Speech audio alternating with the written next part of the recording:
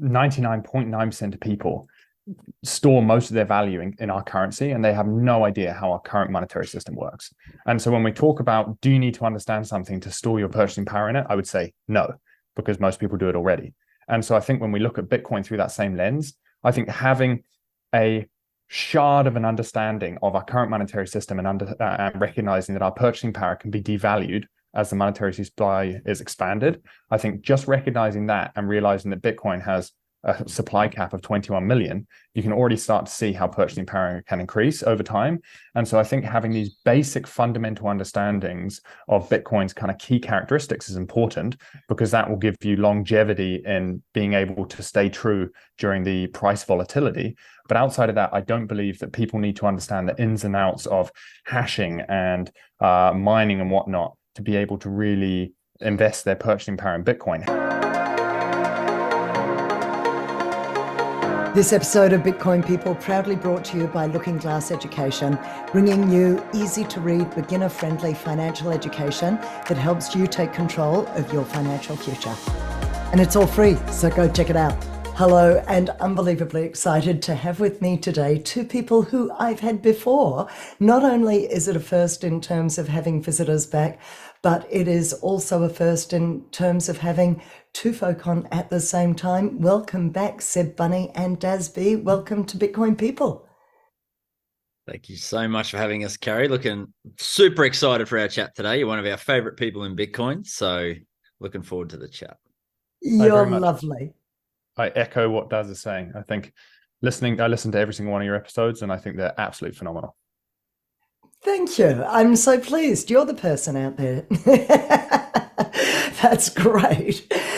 Look, it's exciting to have you both here. It's interesting to have you both here because you guys have a friendship. You guys are co-founders of Looking Glass Education. You've built phenomenal educational materials. You have written a book together, and now you are embarking on some other business ventures together, and I want to explore all of the above. I'm going to ask, for those who may not know you, just to give a bit of background each, and maybe I'll ask Seb if you could start with a bit of your background. How in the world did you come to be here with us today? And then I'll hand over to Daz, and then we'll kind of bring it together and explore the friendship and the growth of your business world together. Sure. So for about a decade, I was a mountain bike instructor, and I absolutely loved breaking down kind of the complex biomechanical movements into their simplest form. And I always found that my strength was trying to distill down these complex movements and explain them in non-technical, jargon-free terms. Anyway, when the pandemic hit, stepping back, I should say that while I was a mountain bike instructor, I've always been fascinated with the financial markets, macroeconomics, and kind of how the world, the puzzle that is our world, piecing together this complex puzzle. And when the pandemic hit, I wasn't teaching mountain biking, and I longed for that educational component. And so one of the things I started to do is I started to write, and I started to kind of write about inflation and how inflation is impacting the layman.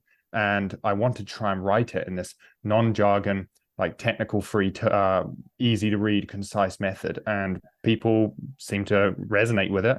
And then Greg Foss kind of read one of my articles and shared it. And from there, it kind of just exploded. And this kind of led to where we are today, which I've been writing for the last 3 years about finance and macroeconomics and Bitcoin. And I love it. I wouldn't change a single thing. Fascinating how we're all drawn to this space, and we bring in whatever qualities and strengths that we have as individuals, and we find ways to leverage them and bring something to the space and help to build. Daz, you? Daz Bea, by name, electrician by trade. So, and I've got formal qualifications in electrical engineering. So very similar to Seb. I come at this whole space from a value investing sort of standpoint. Very similar pathway whereby I was having a lot of conversations with fellow people at work in Australia. So I live in far north Queensland of Australia. Working in the trades, we typically are well compensated in Australia. Tradespeople typically earn a good wage. So I was in a very fortunate position eventually in my life to have some disposable income. So I went down a value investing pathway to learn how to put that money to work.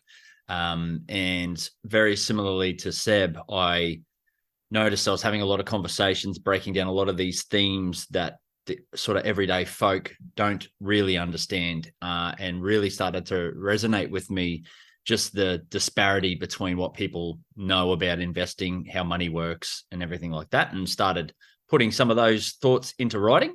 And again, Greg Foss stumbled across my work. I might have jammed it down his throat actually and begged him to read it, but he read one of my articles, and again, similar to Seb, from there the sort of rest is history, which I'm sure we'll get into. Yes, indeed. Just a question for you. You've both been in this space for a little while. Do you ever get frustrated? Is there ever any impatience that creeps in with repeating the same kind of educational pieces and breaking down the basics of inflation to people who are skeptical about our understanding of what causes inflation and how it impacts the world? Do you, in a social setting, I'm thinking just for a moment, and I'm asking for my entirely personal reasons right now, how do you manage that? Do you keep yourself really patient? Are you really good with that? You know, it's one of those things where I would say, after teaching mountain biking for a decade and riding, like I used to work in Whistler Bike Park in Canada, which is kind of the largest bike park in the world. And I've ridden the same trails thousands and thousands of times. And you almost, when you get that new client, that client who is in this world-class place that they've dreamed about being here, you live vicariously through that client. And I think for me, when you have that moment when someone's eyes suddenly open and you start discussing kind of, or that clicking moment where you start kind of describing inflation, describing the issues we face, and then all of a sudden, after discussing Bitcoin, they get it. That moment is incredible, and you're living vicariously through that. And so I wouldn't say, as an instructor myself and as a teacher, I wouldn't say necessarily that the repetition bores me. More what frustrates me is the individuals who are not willing to have an honest, open conversation, that are willing to just, have I ended up, there we go. Yeah, people who basically just have are not willing to have that honest, open conversation and are going to slander Bitcoin without ever really looking at it objectively. So that's what I would say. Yeah, I think that's a really beautiful point, actually. Seeing someone's excitement once they start to piece things together is really what motivates me to keep going. And I think I always take it as an opportunity as well, as a challenge to sharpen my sword, to get my points better, get them more succinctly, be able to really hit home those major points to make those people sort of have those realizations. And similarly to what Seb said, what I've started to really notice is, and becoming better at as a person even, is not to waste my time on the closed-minded people who don't want to have a conversation. Just yesterday, very elderly bloke within my workplace, very smart man, engineer. He's still 70, still working. He tells me it's because he enjoys it. However, he's still working 40 hours a week. I don't know his personal finance, and I wouldn't assume I wouldn't dare assume what they may be in his motivations. However, he did say to me yesterday, in terms of Bitcoin, there's a major difference between investing and gambling. And I said I'd push back on that very heavily based on the amount of research and study that I've done in this, willing to have a conversation with you, and left it at that. And it was clear he didn't want to pursue it. So I'm not going out to try and convince anybody about this. But if you want to enter into an open dialogue about it and get my point of view, more than willing to spend the time with you. But I think it's just important for me now to realize, don't waste your breath. If you're not willing to, I'm not here to convince anybody. And unfortunately, you will get it. You'll just get it at the price you deserve, at the time you deserve. And if you're not willing to investigate and have an open mind about this thing, then that's okay. That's your path. And that might be the first touch. We often say in Bitcoin spaces, it takes you 3 touches to really get this thing. That might be his first. And I've played a part in that. Very positive way of framing it, both of you. I really like that. Tell me how you guys met. How did this friendship develop? What happened? I might kick that off, Seb.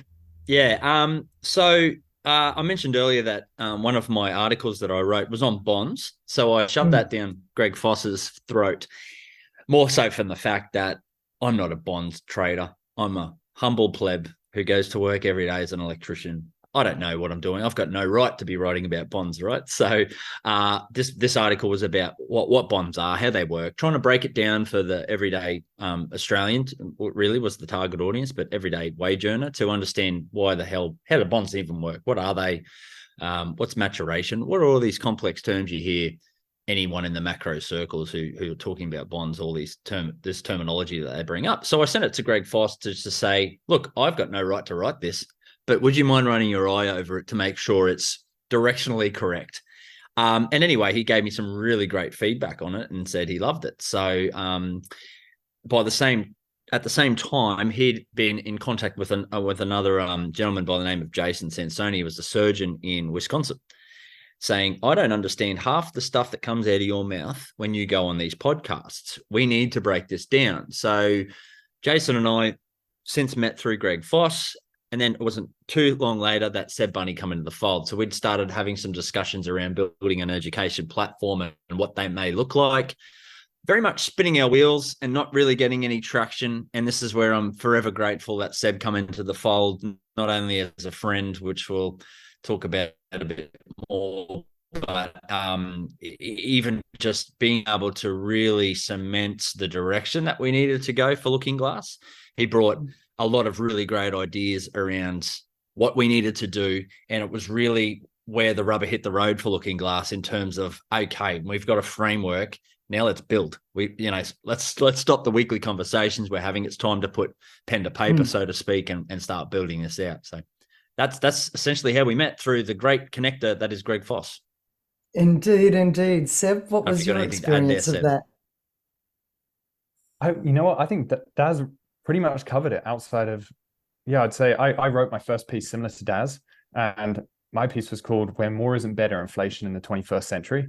And it kind of just discussed how inflation is impacting or creating wealth inequality. Because I think many people, when they think about money, one of the aspects I really like to dive into is more the social sphere of money. So like how money plays a role in our social settings and not just on a financial level. And so I wrote this piece, and Greg ended up finding it. I have no idea how he found it, because at the time, I think I had 11 followers on Twitter. Like I was a nobody.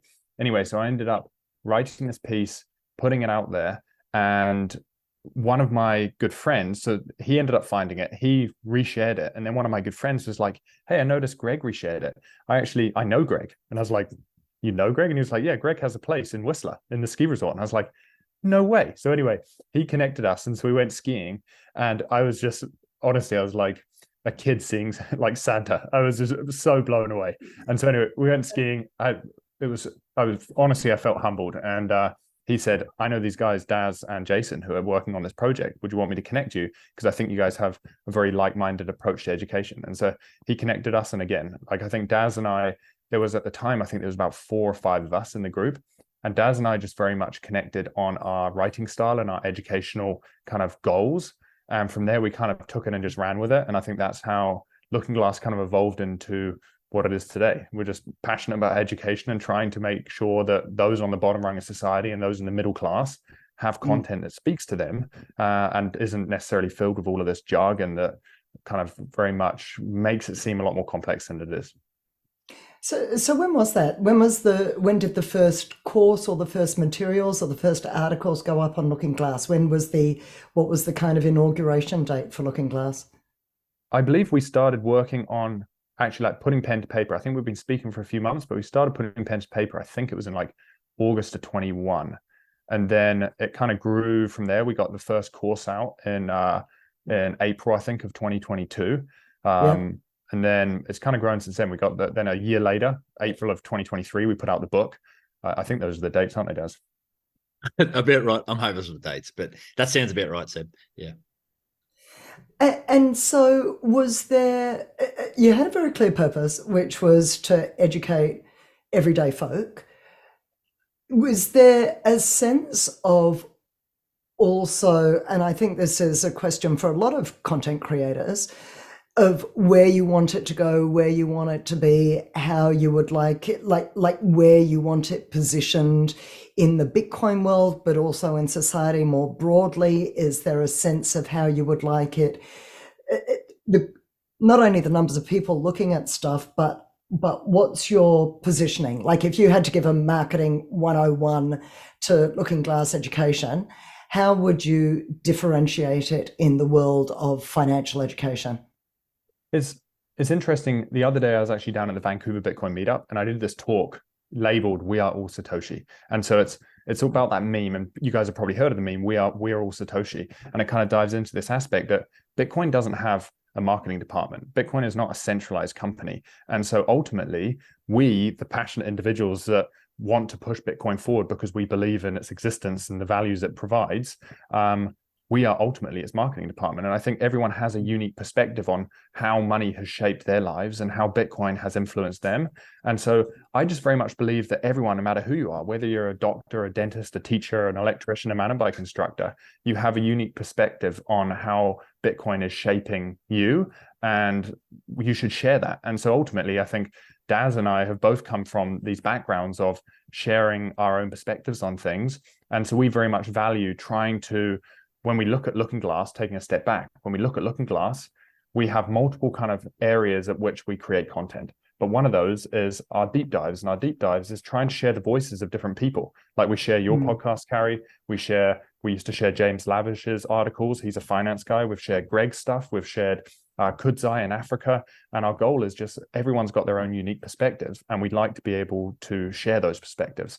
And then ultimately, I would say, like going back to our kind of core target audience, like we very much want to speak to the layman. There is so much content out there. If you want to dive into philosophical stuff, go with Breedlove. If you want to dive into complex monetary topics, you can go with Sailor or some of Preston Pish's podcasts. And so we felt there was a missing area, and that missing area was jargon-free, concise content for the layman. And that's, I would say, Looking Glass, if you were to define it into a nutshell, it's speaking to that audience. And then we approach that through, as we mentioned, we approach it through sharing the voices of others. We approach it through our course content. We have a few various courses that dive into Bitcoin, macroeconomics and whatnot. And then we also have some school curriculum. And then we also do a handful of other things, which we'll probably get into. Yeah, I want to actually talk to you a little bit about the school curriculum as well in a moment. And there's so much we need to cover here, but I'm really interested in stuff for kids. Daz, what's your take on it? Are you absolutely on board with the same vision? Do you have a slightly different take on it?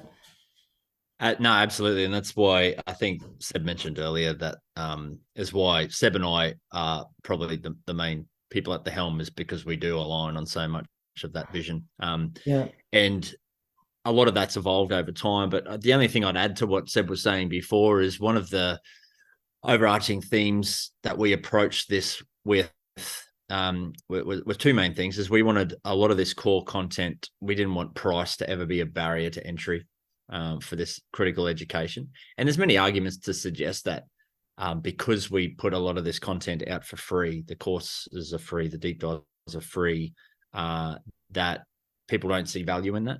But people don't mind actually paying for something that they get value out of, and we absolutely agree with that. But we didn't want price to be a barrier. If you were the single mum that could only scrape together $10 at the end of the week, they're the people we wanted to speak to educate them on why the system is the way it is. So that $10 is critical to you, and we would rather the education piece. And the other approach that we took to that is we didn't want Bitcoin to be shoved down anybody's throat, because even the notion of Bitcoin, and I'd still argue we're still in this phase, like testament to that conversation I had with the gentleman at work yesterday. It's still got a lot of misconceptions. There's still a lot of FUD around what Bitcoin is. And even the approach of come learn about Bitcoin is a barrier to entry in and of itself for somebody who's might be curious about why we're experiencing the price inflation that we're experiencing. Yet, as soon as you mention Bitcoin, it's still invasive. It's still a barrier to them wanting to pursue that discussion further. So the approach we took in the first course that we laid out was a gentle orange pilling, if you will.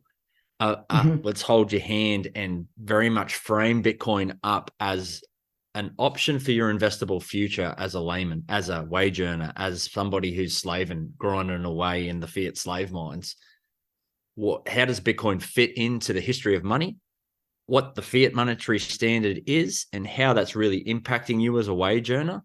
And then we step through, what are your investable options to protect yourself moving forward? What happens if you put your money in a bank? Is that risk-free?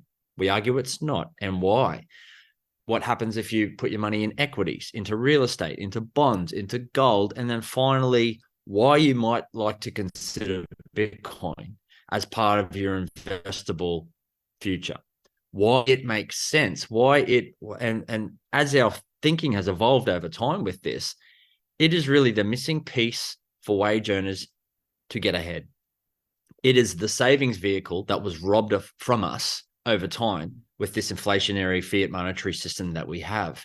You can't put your money in a bank and beat inflation because they're holding interest rates artificially below the rate of inflation. So your money in a bank is going backwards. Bitcoin is that savings vehicle. It is not something you need to spend thousands of hours studying.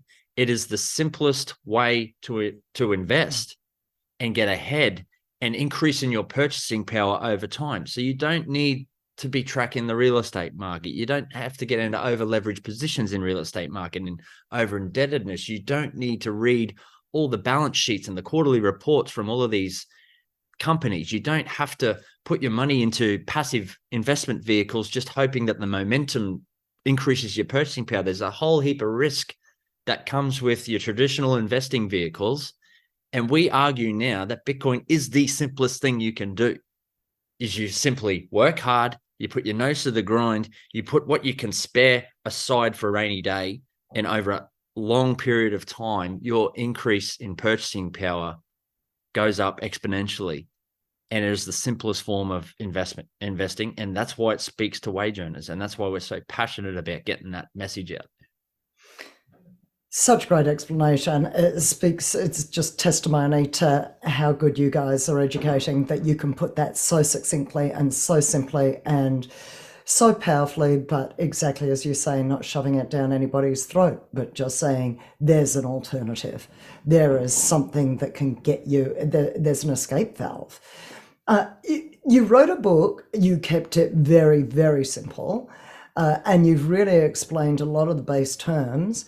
Does someone need to familiarize themselves with all those terms to get involved in Bitcoin? Like even though it's a very simple book, there's still a bit of getting your head around the technology, getting your head around inflation, getting your head around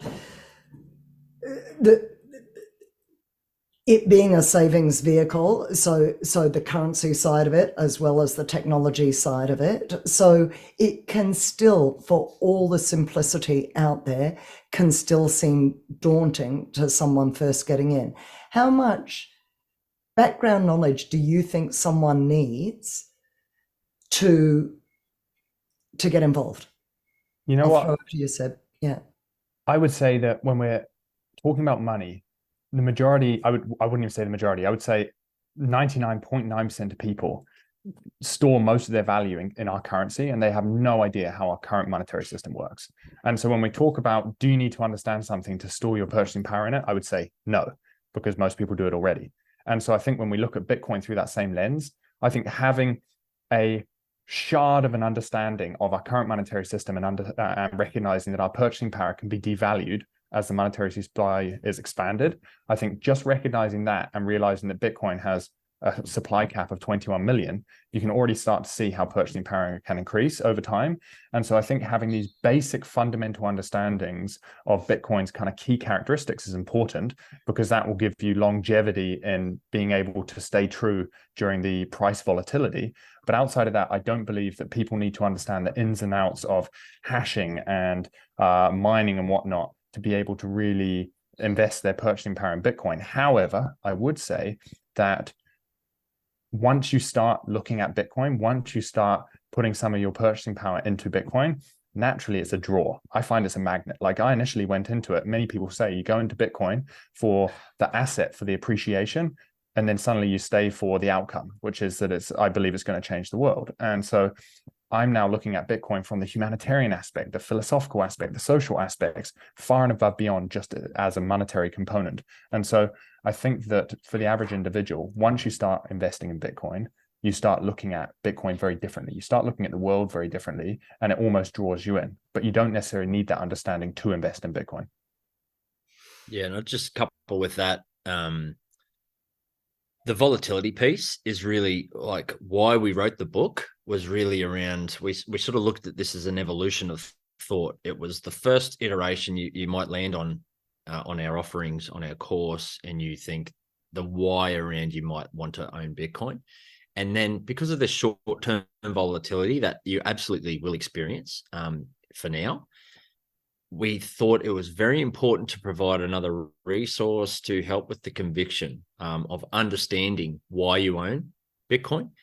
And very much from that perspective, giving a few tools and a few ideas for you to critically look at during this volatility period, this volatile period.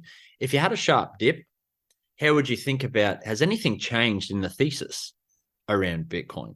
So if you experience a short-term dip, like Warren Buffett's very famous for saying, if you go and you do all the research into buying a stock, if that stock were to drop by half, you should be excited, not scared. And it's very much the same concept with Bitcoin. And while I said earlier that it's one of the most simplest things to understand, most Bitcoiners have now done thousands of hours worth of research into really understanding what are the pitfalls, why do I own this thing, and how does it fail? And that's very much what we've tried to deliver then into a book as well to accompany. And by the way, that will be a course and it will be free within the coming months. We're just working on some things in the back end. So if you can afford the book, great. That supports us doing what we're doing.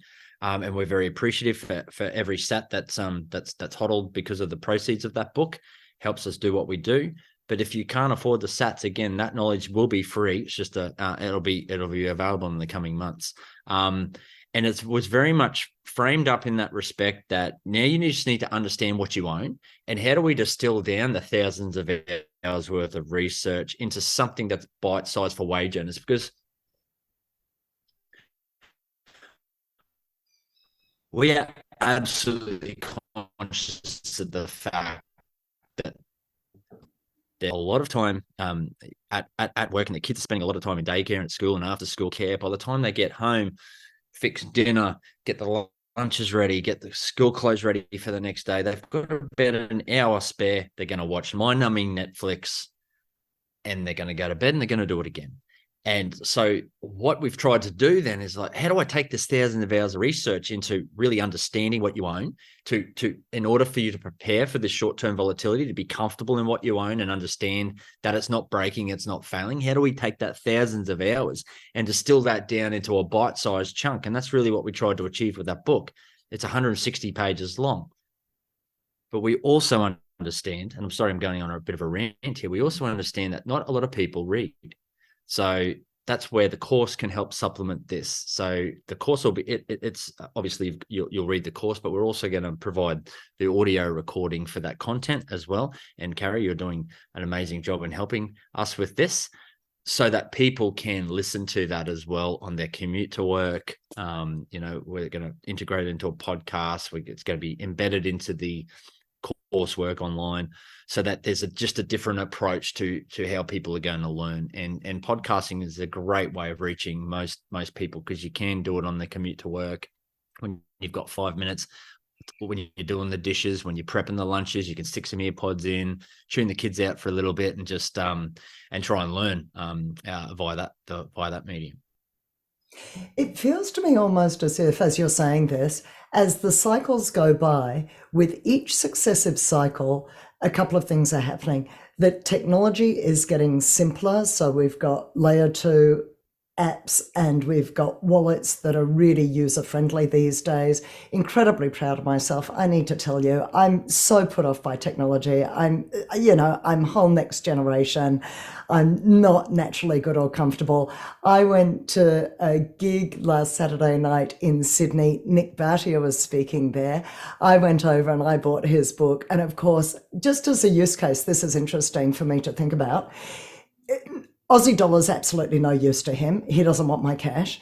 all the payment apps, the traditional payment apps from the US don't work in Australia.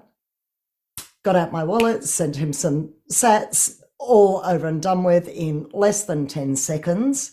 And he's got something that he can use anywhere in the world or save. And so for me, it feels like as long as those options, the technology becomes more and more user-friendly, it's almost like there's an inverse correlation between as the tech gets easier, the less education is required, because I can just go out and do it and I don't need hundreds of hours of education. Does that feel like a fair idea?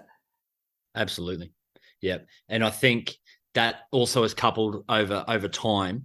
The volatility is going to smooth out as more adoption occurs. That volatility irons out so that even the need in how it works on the back end becomes less of an importance as long as it works, and as long as we can do it securely and we're comfortable enough in the security models. And absolutely, I see technology, the next 10 to 20% of people to adopt this is going to be done through advances in technology, advances in the layers, advances in security, advances in how you take custody of this asset.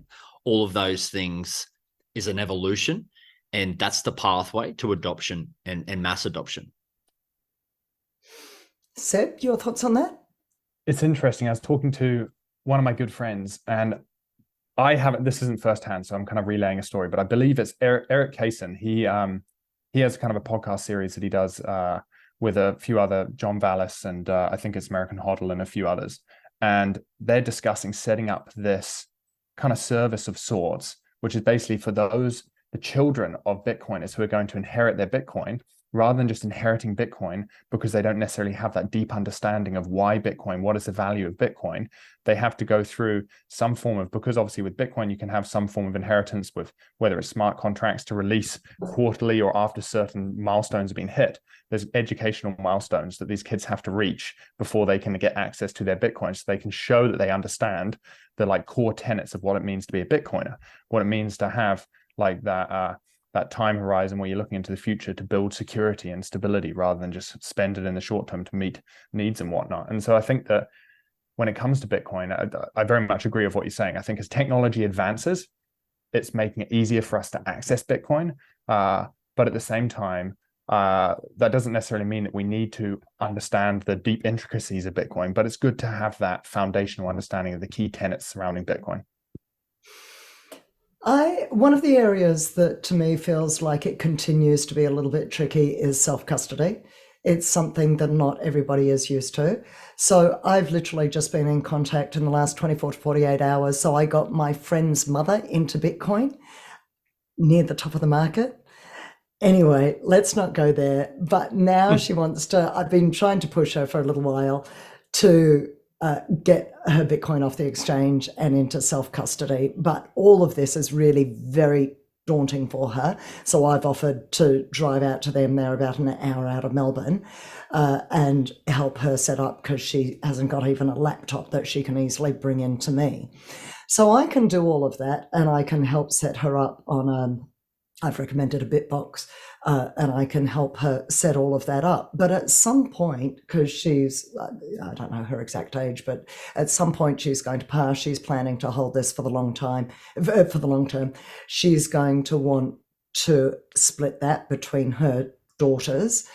And I don't really want to be the one. I don't want the responsibility, to be honest, of being the one to help get that Bitcoin off that hard wallet and be involved in then splitting it out between the three girls. It feels like a little bit, it just feels uncomfortable. I don't really want to have that load on my shoulders. But it feels like there's services setting up left, right, and center that have never existed before. We've got multi-sig options. We've got custodial services that are somewhere between. And this is what I understand you boys are getting involved in, that somewhere in between the seeming difficulty of doing it all on my own versus the outsource it all to an exchange who's potentially deeply dodgy. I also had to do a whole bunch of extra verification this morning for Celsius to hopefully maybe get my coins off Celsius one day. Let's not go there either. All the mistakes I've made in the past. So start to talk me through some of the options that are now available to people that might make their life a bit easier. So one of the realizations that we made in the past few months, and it's a sort of an outcome of us being involved in the education space. We've been involved in a Bitcoin Basics series with the Blue Collar Boys over in the States, which is really getting some great traction. And one of the episodes we did on that was around custody. And more than ever now, we're starting to realize that custody is still a major, major barrier. We absolutely advocate for when you buy Bitcoin, get it off the exchange. But that act in and of itself can be a barrier to adoption because people are petrified of it. And while I absolutely agree that it is absolutely within everybody's ability to do that and to do it well, it's still a major barrier to entry. And I've got one personal story I'll share with a guy I work with, highly technical person, works in the substation world with protection systems, very complex relay and protection systems. He knows how to do technical work. He was absolutely petrified of taking self-custody because he's a pisshead.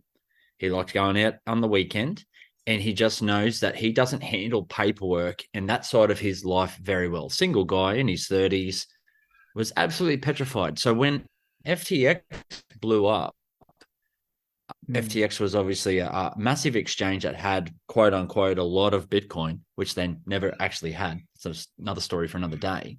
When FTX was blowing up, I was telling every single person that I could possibly reach to get your Bitcoin off exchange. He was so petrified of that, unbeknownst to me, and I've only just found this out in the recent months, that he ended up selling out of all of his Bitcoin position because he was more petrified of taking self-custody than he was of losing his keys on exchange. So he just opted to get out of it altogether, and he hasn't gone back in. And that's a really classic example of the barrier to entry for adoption.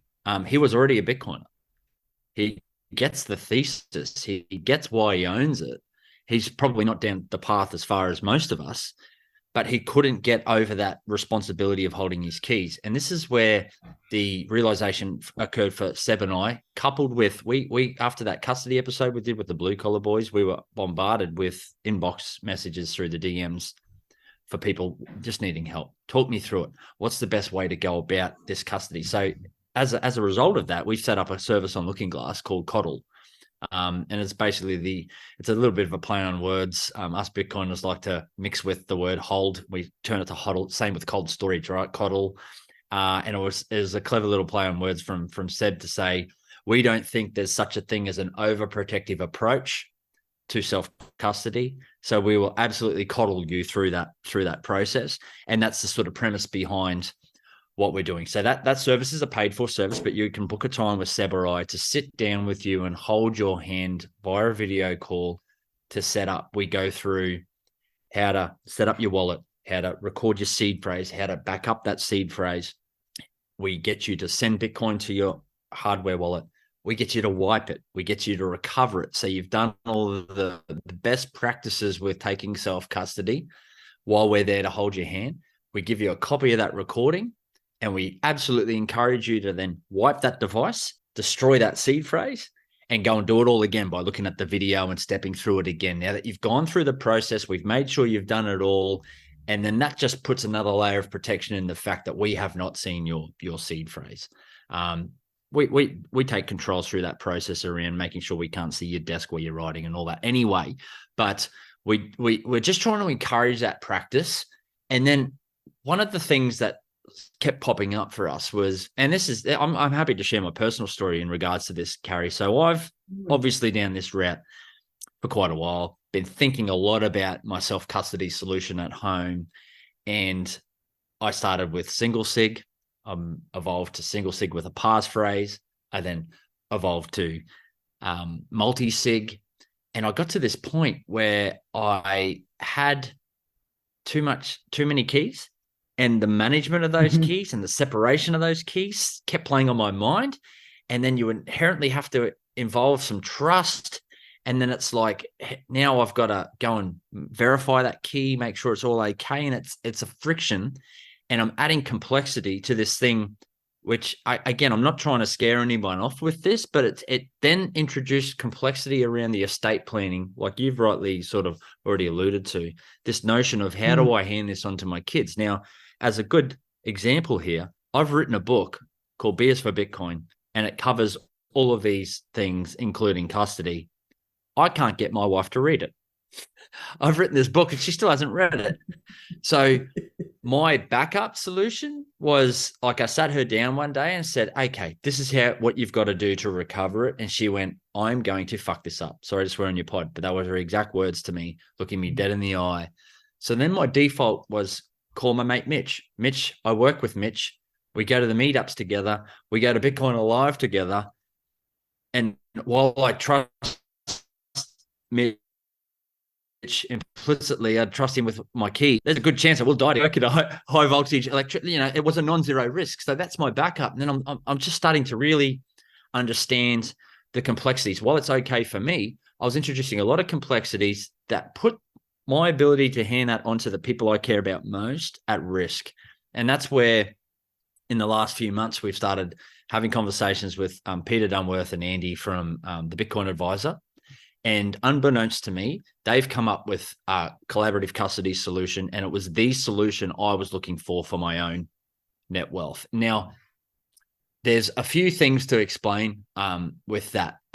This collaborative custody model does require, typically it's a 2 or 3 multi-sig, and it does involve you giving up 2 of your keys, but they very much knuckled down and mitigated against the attack and the threat model with giving up 2 of your keys. Because typically with a multi-sig, that's a big no-no.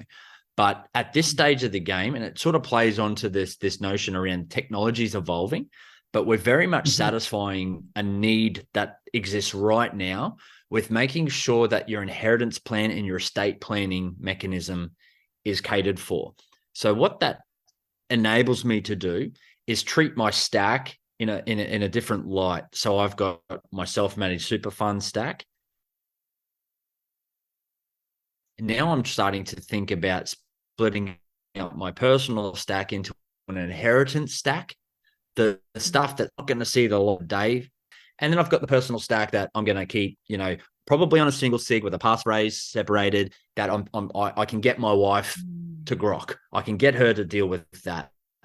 But basically what I'm now doing is with my inheritance stack is I'm building in the protocols essential for, in the event I die, the real important generational wealth component of that. How do I make sure that gets into the hands of people that matter to me most? And that's really what the Bitcoin Advisor has really tied up really well. So in the event I die, there's a protocol now I print out, I append to my will. I've got a copy with my lawyer. I've got a copy that my wife knows how to access. And in that are the instructions to be able to recover my funds.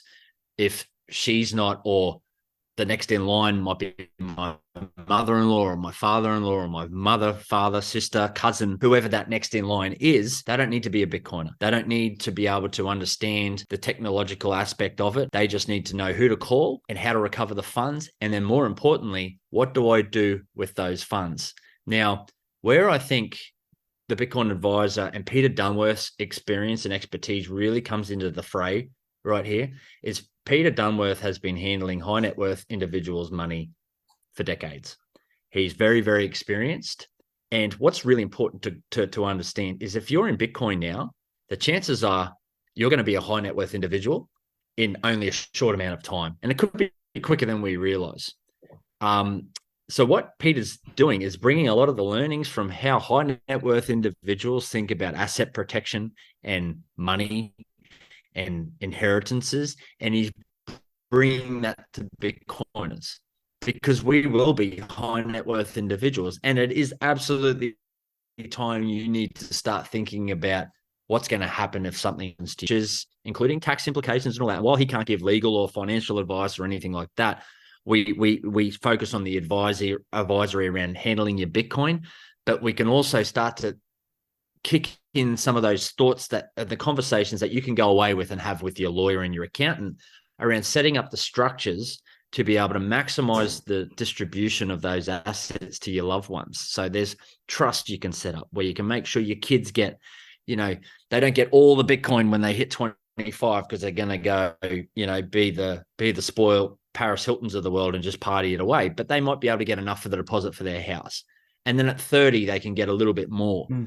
And then at 40, hopefully they've grown up a lot. And like Seb was alluding to earlier, maybe there's some things we layer in there that they have to go and do, read this book and do this course. There's all these sort of clever things that we can start to enact as technology evolves, incorporating smart contracts with the disbursement of these funds to make sure they're hitting some milestones so they know what they own. And it's really, really exciting. It's really, really clever. And it's I guess to wrap all that up, because I know I've been talking for a long time, is just encouraging Bitcoiners to start thinking like a high net worth individual, because the time to do it is now, not in 10 years' time when you're looking back and something tragic happens and you go, I wish I had done something about it then, And I don't know. You can tell I'm getting excited about it because I just see this as the next layer of, even with Bitcoiners, but it's even providing those services to people who are sitting on the fence, like my friend at work. And I've had this discussion with him, and we're actually teeing up a call next week to have a chat about this, providing the services where people don't have to hold their keys and they can be involved in holding the key, because that's absolutely what we advocate for. But in case you stuff it up, we've got the backups there to make sure that you've got access to your Bitcoin. This episode of Bitcoin People proudly brought to you by BitRefill, your one-stop shop for living on Bitcoin and Lightning and building out the Bitcoin economy and the Bitcoin standard world we would all love to see come to fruition. They've got all the best gift cards like Amazon, Apple, Bunnings, Airbnb, Uber, and much more.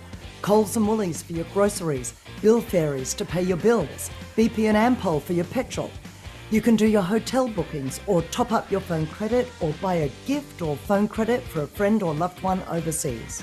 So check them out today, bitrefill.com, and remember to include Bitcoin People in the referral code for 10% Bitcoin back on your first purchase. That's so many penny drops for me just in that, to be honest, about things that I haven't got set up well as yet and haven't really thought about and kind of have put off thinking about. And that's really helpful, actually, because the whole thing about estate planning, to be honest, I just have put to one side. But also I'm only just starting to wrap my head around time locking and that whole process of potentially unlocking a certain amount at a time. And if this thing is going to be, the whole world GDP divided by 21 million, if this is going to go where we think it's going to go over the next 20, 30, 50 years and multi-generational after that, there's a big process of getting your head around that long a time frame, lowering your time preference to that degree and thinking generations ahead. But that's really what you're alluding to here. Seb, fill me in on your thoughts around all of this. Yeah, I was going to add in 2 points. And the first one is that I think what a lot of people don't necessarily recognize is that if you're in Bitcoin, you've been in Bitcoin a while, you're probably in a financially sound position. And if you're in a financially sound position and you have your own house, storing kind of a single seed phrase or a multi-sig, whether it's at the bank or one at your house, is not too bad. But when you're renting and you're living with housemates, when you're in a third world country and you're living in an apartment block, when you're having to store a seed phrase that potentially has all your wealth, it's scary. It's super, super daunting. And that's where, if anyone comes up to you and for whatever reason, they pressure you to kind of transfer all your Bitcoin over, if you're on a single sig setup or a multi-sig setup and you control the majority of the keys, then you can go and do that immediately, no questions asked. And I think that's the threat to losing your Bitcoin. Whereas I think what we recognize with the collaborative custody approach is that when you hold one key, if someone gets a hold of your key, they can't do anything with that key.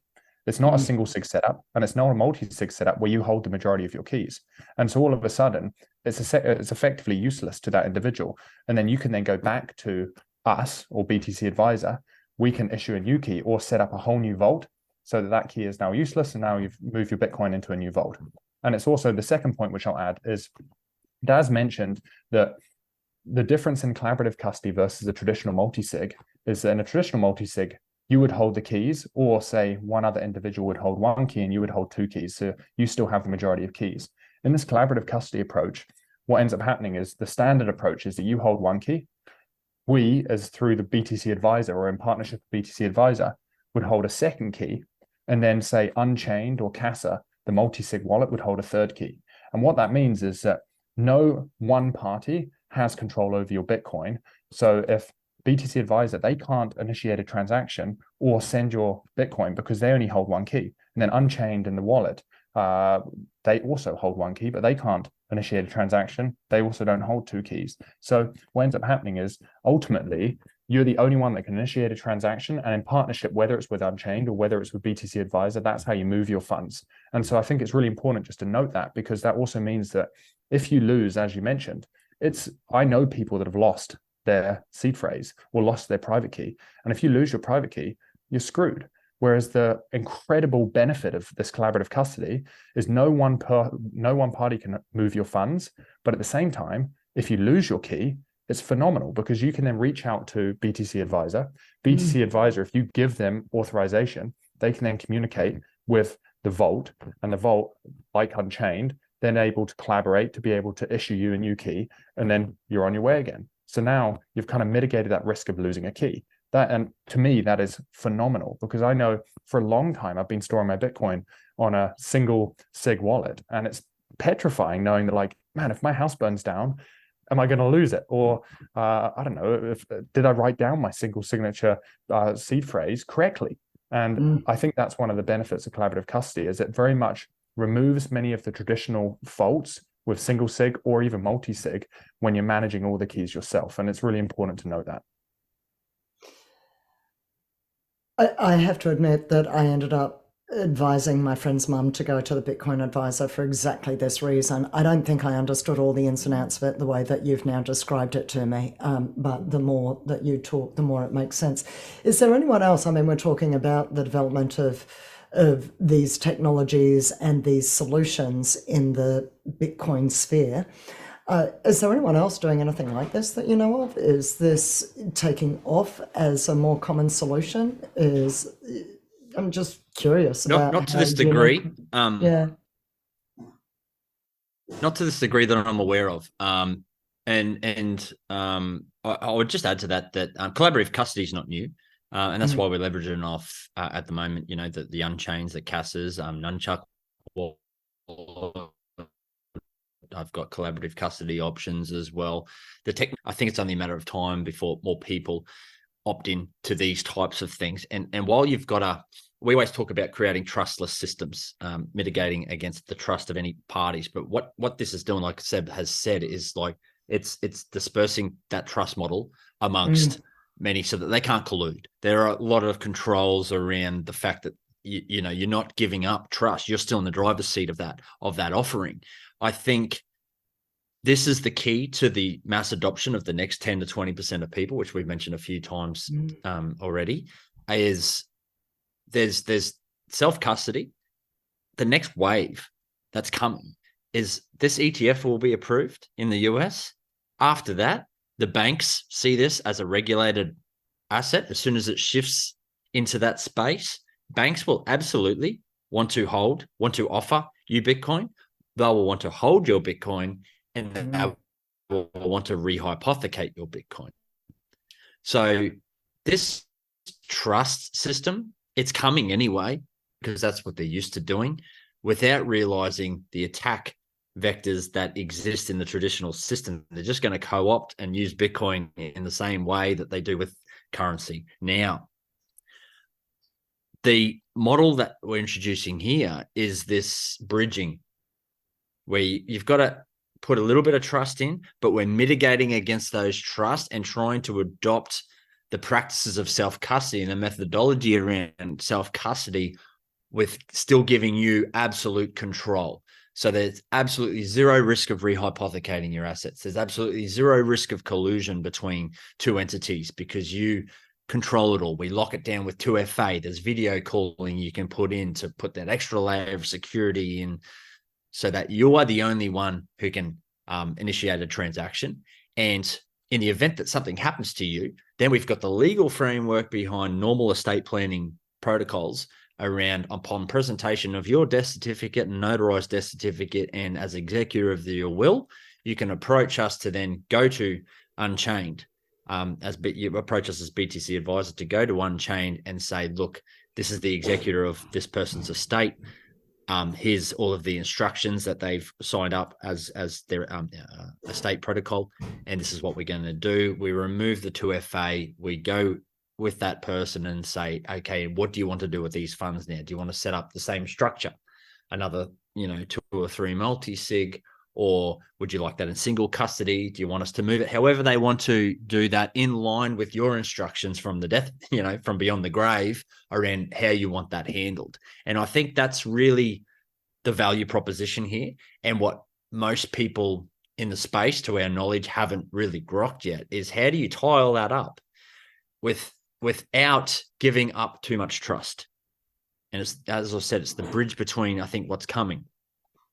I think it's also one more thing quickly to note is when, like, through Looking Glass, we've had countless individuals approach us, or we've approached countless individuals, and ultimately, or corporations and whatnot, and ultimately, we've never really found a corporation that aligns with our values of supporting the pleb, supporting the average individual, supporting the passionate Bitcoiner, and staying true to our values. And when we found BTC Advisor, it very much aligned with our approach to education, our approach to the self-custody ethos, and staying in control of your keys and whatnot. And so when we met them, we kind of jumped on board because we've been blown away, and this process has really opened our eyes to the potential for onboarding, as Daz said, onboarding that next 20 to 30% of Bitcoiners. There's another point that I was going to make, which is it's gone from my head. I'll just add there, Seb, that and I'll hand on heart admit, so this was the service I was looking for. I think I mentioned earlier, and I'm absolutely using this for my own. So I'm singing from the same hymn sheet. I wouldn't advocate for something I'm not absolutely prepared to use. Last couple of months, really digging into this protocol and making sure that it's tied up as absolutely as tight as it can be to mitigate against that risk. Because what these boys, the BTC Advisor, absolutely are proud of is the fact that this protocol, Pete Dunworth's been using this without sort of giving too much away of his other business, but he's been using this protocol to protect wealth in Bitcoin for a number of years, and they've personally gone through 3 probates and haven't lost a single sat. They've gone through the process. I would argue they're probably the first in the world to be able to recover people's Bitcoin. And once I sort of discovered it, it's like, this is absolutely what I want to manage my inheritance wealth and my self-managed super fund. And it's very, very evident to us now, only being involved for a short few months, the amount of inquiries we are getting from people who need help is overwhelming. And that's really the litmus test for understanding whether we've got this right, is because we're inundated with these inquiries from plebs, particularly from the self-managed super fund perspective. We know we can't touch it for 30 years anyway. So I need, I don't want to manage these keys for 30 years. So let me just manage one key, and then let me know that in case something happens, that wealth is not going anywhere. Because it is a risk of holding one key for 30 years against a self-managed super fund. That is obviously an overarching risk about a long-term management of that key. And just to reiterate the point, we've been inundated with inquiries from people who are looking to have the discussion around trust structures, where they need to start that conversation with their lawyers and professionals in that space. So this is very much part of the role we're playing, is helping you manage your Bitcoin into the future, and then pointing to you towards a lot of those professionals within the space who are authorized to have those conversations around some of the themes and some of the conversations you may like to start thinking about. Because that, as a pleb, like, I didn't know about trust structures, testamentary trusts, discretionary trusts, as a wage earner, but it's becoming really, really apparent that I should have probably had this structure set up a few years ago to be able to properly deal with the way you want to distribute wealth as far as your investments are concerned. And this is absolutely what wealthy people do. They have these conversations with those people. It's not super expensive. It's actually more approachable than most people think. And all you have to do is start the conversation with those professionals in the space. But you don't know what you don't know. So you reach out to us, have a conversation. More than happy to help you. If it doesn't result in you using that service, all we care about is getting Bitcoin off exchanges and making sure that nobody fucks it up. I was going to add one last point, and this point, to be honest, this kind of sold me because I'd never really thought about it. But most people are familiar with the fact that Ledger has come out a few months ago and said that now they have access to your private key on your Ledger device if you give them control, which is kind of like, well, if you give them the control, doesn't that mean that if the government really pressured them, couldn't they access your private key? So all of these single signature setups that are now using Ledger are potentially compromised. And so what's to stop? Like, although obviously I have deep faith in MVK and Cold Card or Trezor and whatnot, what's to stop?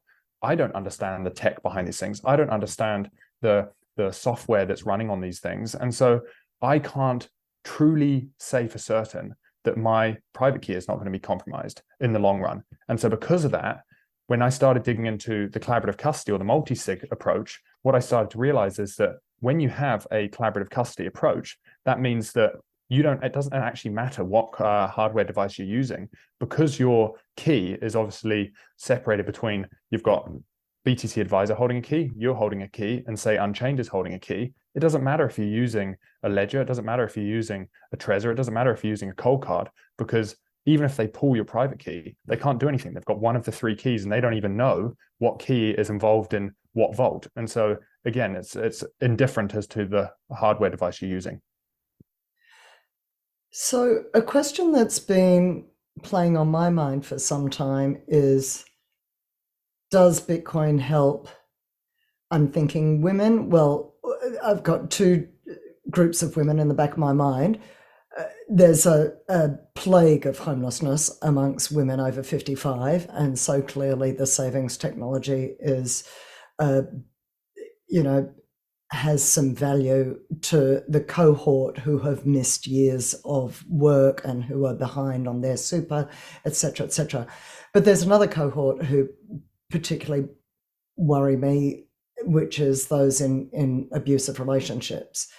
And I've often toyed with in the back of my mind, how could they hide a device, hide a seed phrase, save some sats, have something for themselves, so that if they needed to get out of that relationship, they could do so with a tiny bit of something to start a new life in a way that their partner can't touch. Is this affordable to that cohort? I mean, I just find the whole idea of self-custody makes it almost out of reach because of the amount of study and process that needs to go into that. Have you got any thoughts about that whatsoever? It's one of those things as well. It doesn't even just extend to the single mum who needs to hide capital from the abusive partner. It extends to every single person in, say, even a developing country. I think Bitcoin, for the first time ever in history, dematerializes borders. Previously to Bitcoin, every single asset is basically jurisdictionally located. You have a house that's got a physical location. You have dollars in your bank account. The bank account is governed by the government, who can freeze your funds. You've got equities. Well, guess what? They're in a third party exchange. That exchange, again, is governed by a government that can freeze your funds. And so in order to store assets, they're always held by a third party. And so Bitcoin, because you're able to self-custody your assets, I would say that's something that even single signature, as long as you can have a safe place to store your single signature or collaborative custody, and that way, even if your partner comes across the single signature vault, they can't do anything with it. I think Bitcoin is an incredible opportunity for these individuals. Those individuals are scared about what does their future look like? Are they able to store wealth? And do they have the potential to build and accumulate wealth? And I know even for, say, my mum, I know that she lives in the UK, and I know she's a little bit worried about what her future looks like with the kind of the breakdown in the UK, especially with kind of inflation and the position she's in financially. And even I just kind of mentioned to her, and this obviously isn't financial advice, but when you're looking at something like Bitcoin, like gold, is valued between 12 to 20 trillion dollars. And for easy math, let's just say it's $20 trillion. $20 trillion with Bitcoin currently sitting at $500 billion means that Bitcoin is 40 times, or gold is 40 times bigger than Bitcoin. And I'm sure everyone on this call agrees that Bitcoin's utility is far greater than gold. And so what you start to realize is that when you've got a pension and you could invest 2% of your pension in something like Bitcoin, and if Bitcoin, let's just say we went into a catastrophic financial meltdown and people realized that the government was going to print and print and print, and they fled to something that has scarcity like Bitcoin, and it was to go up 40x, from that 2% holding, you've floated your whole pension portfolio. And so I think that Bitcoin, we genuinely believe, is an inflation hedge. It is a hedge against a catastrophic meltdown of the fiat system. And so it assists those who are on the breadline. It assists those in developing countries. It assists pensioners who are nervous about its volatility, but want to have some upside potential. We think that it assists almost everyone, I would say. And so we very much stand behind it. Yeah. The only thing I'll add to that, aligning to the initial question, Carrie, is that the sort of collaborative custody models allow you to take a little bit more risk in your key as well. And while I wouldn't advocate for that necessarily in a normal sense, I would always advocate for a hot wallet, a cold wallet, a hardware wallet. Is it does allow you then to have some optionality. If you needed that emergency stack to the side, you can then, and you didn't know what you would do with this particular hardware wallet, you can use things that are getting developed now, like tap signers, which is basically a key in a card. You can keep that in your wallet, and that can form part of the quorum. That can be your one key of this other stack that you've got aside in collaborative custody, where you've got those keys distributed. You can use a hot wallet, like you can use Nunchuck. Nunchuck's another collaborative custody wallet, which is a hot wallet. But again, you're distributing that inherent risk of having a hot key. One key is useless. You need two of the three. So you can start to distribute this. You can keep one of these credit cards with your mother, or your trusted best friend. You can have your hot wallet, and you can start to store some of these funds away for the rainy day. And if if one of those keys is compromised or found, okay, no worries. Now I just know I need to act sooner, right? So in a sense, it's a warning flag for these women. It's an empowering thing to know, shit, my key's compromised, or my wallet's been opened, or whatever. Whatever way you suspect that might be at risk, that might be the early warning flag for you to say, well, perhaps this is time to take action now for whatever is threatening me.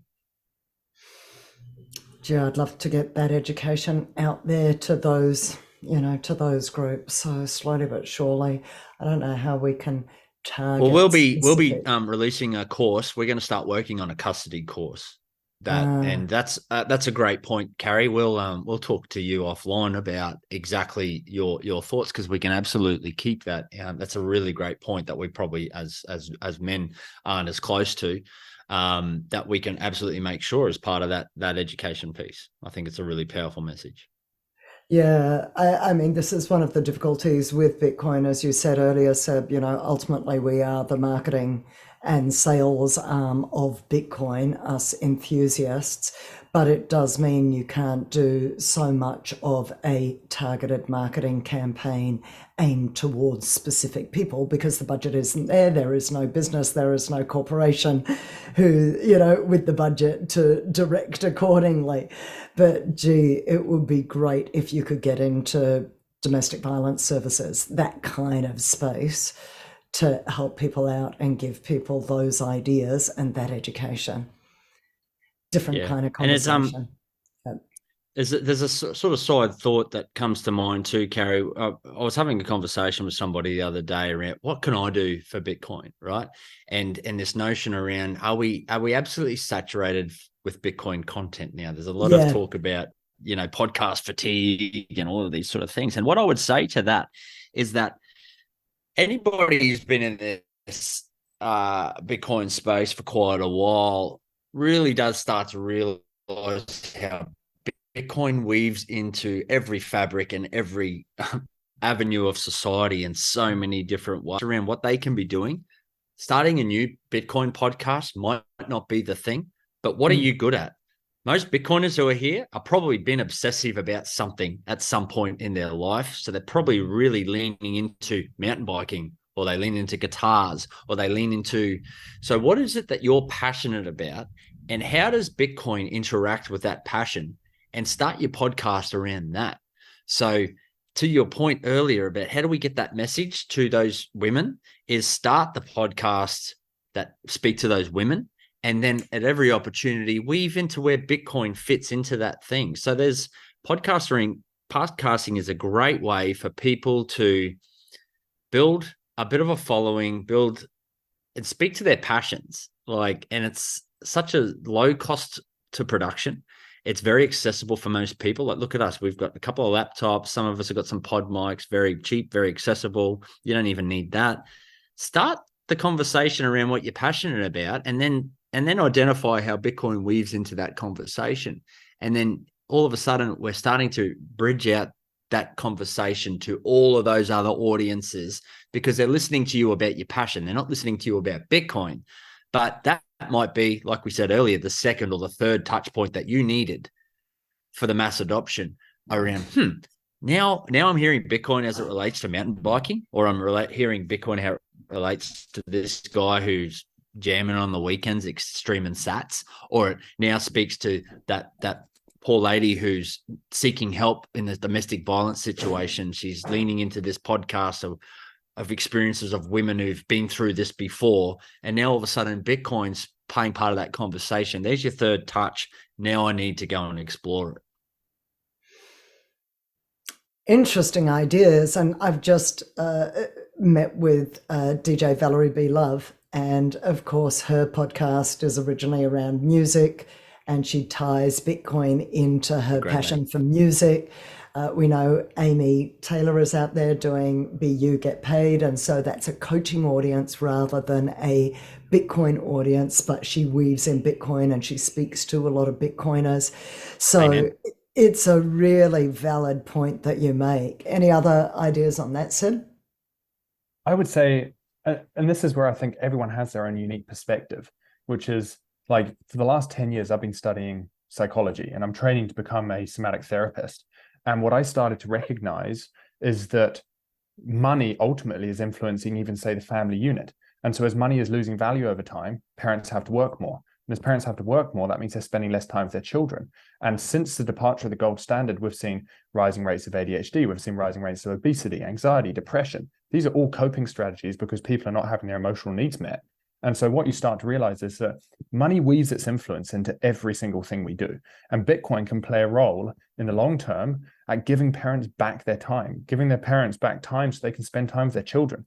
And ultimately this, for the last year, and obviously you've read one of the first manuscripts of this, I've been working on a book that discusses these principles called The Hidden Cost of Money. And I don't need to plug that here because obviously we've been talking about Beers for Bitcoin. But what I'm just trying to highlight is that we all have that unique perspective, and really, like, money weaves its influence into everything from its social, like the social sphere, the economic sphere, the political sphere, the environmental sphere. Like, money is such a foundational layer, and Bitcoin can really play a role in that. And so, if you're passionate about something and you start to see how Bitcoin plays a role in your field, share that information because you'll speak to a unique audience that, again, you don't know who you're going to touch. You could touch the next Michael Saylor, who is putting an immense amount of effort into education. Amazing. Just by the by, Zuby has just interviewed a somatic therapist. It's just uploaded, I think, in the last 24 hours, so you must have a listen. It feels like we're coming to a close. It's feeling like we've talked about a lot of the issues that are going on in the Bitcoin world at the moment, that's going on with technology, that's going on with collaborative custodianship. What are we missing? What are some final words? What are some final thoughts? Is there anything we've missed that you were really hoping we would touch on? Or simply any final thoughts you would like to throw out there into the universe that's in your heart and mind right now? I would say, honestly, well, you go, Daz. I'm going to go first, Seb. I'm going to butt in right here because you're too humble to plug that book. That book is phenomenal. I've been lucky enough to be doing a final edit of the final manuscript, and it's going to be a game changer, absolutely game changer. I think it will, again, like what the theme we've been speaking about, it will speak to a lot of different people. There's been a lot of books and a lot of movement around money. Lynn Alden's just released a phenomenal book I've started reading, Broken Money. I think Jimmy Song released another one about fiat, why fiat money is broken, and all of the societal impacts and everything that's downstream of that, which very much speaks to what Seb is speaking about. And even I'm deep in the weeds, and I was very humble enough, or lucky enough rather, to read his first pass of this manuscript, and he's even evolved it even more. And I was sitting there reading it down the beach one day, and my mind was blown. And I've been in this space a long time. Some of the threads that he has pulled together with the plethora of themes that he's read, from psychology through to governments, through to businesses, through to, it is just a mind-blowing exploration of how money interweaves and corrupts the way that we as humans navigate society, navigate the world, and those relationships with our beautiful little children, that it is going to be an absolute game changer. I can't wait. I'll get goosebumps talking about it. It's going to be hopefully released in the next few months, and he's way too humble to talk about it, but absolutely he should plug it and sing to the rooftops. And that's all I wanted to think about. And I just wanted to thank you, Carrie. I think it's been a phenomenal conversation. Appreciate all of the hard work that you do in the back end. And I think you're an unsung hero in this space. We get to see firsthand just how hard this lady works. And I'm telling you, there's probably not too many people who are nose to the grind working as hard as you are in the back end. And not everyone gets to see it, but we, for one, get to see it, and we appreciate you immensely. Thank you so much. Seb, first of all, I'm going to back up exactly what Daz has just said, and I haven't made my way through the whole book yet, and I haven't seen the edited version, the more recent edits, but I've got to tell you, it's had a real impact on my thinking. The number of times I think about incentive structures and the corruption of incentive structures as a result of even the first half, perhaps, of the book that I have read is really phenomenal. And I'm with Daz. I suspect it will be a game changer. It really is. There's a lot of stuff that's repeated in this world because, again, we're not a streamlined business or organization. So you can have Jimmy Song and Lynn Alden both writing books about broken money at the same time, albeit coming from different angles. There is something really unique about what you've written, Seb. It's really different from anything else I've seen out there. Honestly, thanks a lot, guys. It truly means the world, because I think sometimes you put energy into something and you're always curious. You're just like, am I just nuts? And I think being down the Bitcoin rabbit hole, there's a fine line between being nuts and having something to say. And so I truly, truly appreciate it. And again, to echo what Daz said, what you're doing, Carrie, is absolutely phenomenal. And I think that you're speaking to such a unique audience. And I think there needs to be more women in the space. Because I think that the women population have such an incredible voice and a unique perspective again, and I want to hear more women out there. So if you're listening to this and you're a female and you're nervous about sharing, I command you to go out there and put yourself out there. Honestly, we need it. And I just want to add one thought to that, Seb. Sorry to cut you off.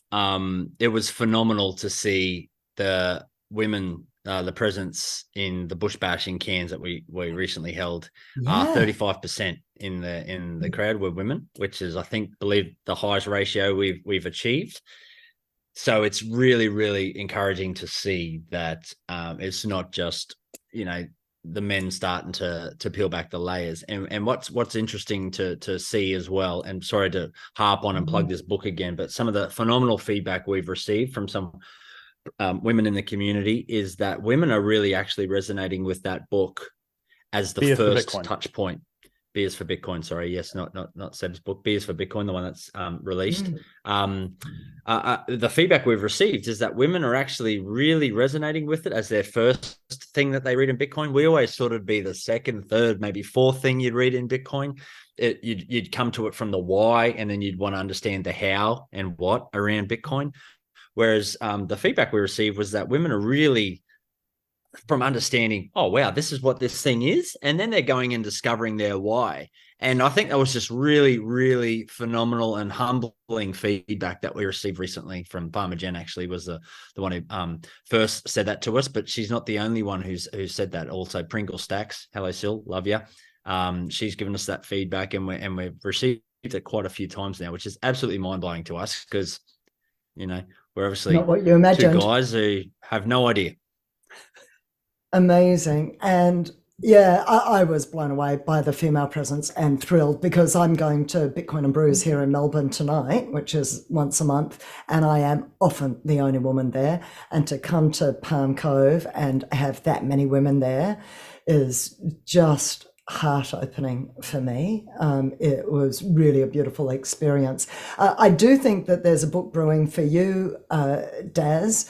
I'm very conscious that the way that Dennis Porter goes about orange pilling the US government is through stranded energy.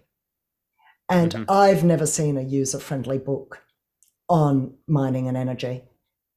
So I'm just, it's not that I want to add to your plate and the multiple projects you have going on, but just to add to your list. Well, it's very funny you should mention this, Carrie, because there may or may not be already early discussions with another certain gentleman named Minerax Pierce. Sorry to dox you, Pierce. And that book will be called M is for Mining. So there very well may be some themes coming. Can't promise you dates or with everything else going on at the moment, but those discussions have been had, and there has been pen put to paper already on that general theme. So it's very, very good feedback and encouraging feedback to receive. Thank you. Awesome. Well, I have loved having the two of you here. I have loved just frankly reconnecting with the two of you. It's gorgeous get together of like-minded folk. I think I might have to do this 2-person or maybe 3-person. I might try in the future. Who knows? But this has been absolutely delightful. Thank you both so much for your time and everything that you are doing and all the education you bring to the world and the energy you bring to this world individually, because you're both beautiful souls and you're good people doing good things in the world. We need more people like you. Thanks a lot, Carrie, honestly. And Thank you so again, much, Carrie. Just to summarize, if any of you guys are out there and you're nervous about custody, feel free to reach out. And Daz and I are more than happy to, whether it's through just a single SIG or a multi-SIG setup that you want to set up yourself, we can happily guide you through it. Or if you want to talk kind of estate planning, we're also happy to do that as well. We're always here. Thanks again, Carrie. All Thank the you, best. Carrie. One of the best parts about living on the boat was all these college students would come live aboard with us, and they would live for either a weekend or a week. And my favorite conversations were the ones where, I would ask the kids, I would say, okay, what's your big dream? What are you going to do? What's your dream? And they would be like, well, my dad was a doctor and my uncle was a doctor. My grandpa was a doctor, so I'm going to be a doctor. And I was like, I didn't ask you what your parents and family did. I asked you what your dream is. And they were just like, I don't know. And I'm like, right? You can actually ask yourself these questions and you can start considering your pathway in life to see, are you on your path or are you on someone else's path?